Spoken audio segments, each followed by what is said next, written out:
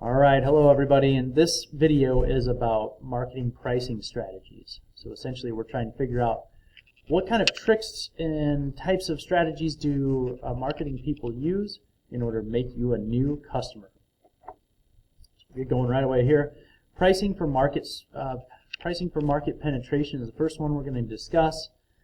In this case, you are trying to basically steal customers from a brand that they're already loyal to by undercutting the price. And sometimes this is a little bit risky because oftentimes we'll actually take a loss on the product in order to gain that market share.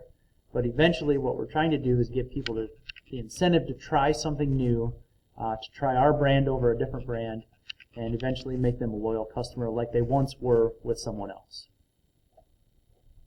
Second one is economy pricing. And essentially what we're doing here is just creating the bare bones pricing. Most customers don't see a whole lot of value in these types of products. It would be the equivalent of going to Hy-Vee and buying a small Hy-Vee brand water bottle. Okay, there's no marketing flair there. There's no story behind it. It's just simply a water bottle full of water. The label is very simple and clear and concise, and it doesn't cost a whole lot of money for Hy-Vee to make that water. Premium pricing is the opposite end of that. So think of your Lamborghinis of the world. Okay, these are a much higher price, and therefore people are going to think that there's much more value in that product. So usually the only time we'll use this type of pricing strategy is when there's something really unique about your product or service.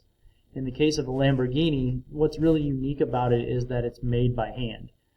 There's not a single machine that puts those cars together. And so when Lamborghini salesmen tell that story, there's this value that's added to the car in knowing that that car was made specifically for you. And in these cases, we know that marketing is going to be very important in order for a customer to really see that true, unique value in the product. Promotional pricing is really has two parts. It's a short-term incentive to buy now. So you might hear things like Memorial Day weekend sale at Kohl's. 3 days only, everything in the store is 30% off. And so what we're trying to do with that is reduce price for a very short period of time to drive a lot of sales in one particular time period. And we're going to reduce the price for a short period of time in order to create those sales. Bundle pricing means you are offering additional products at a discounted rate once you buy one.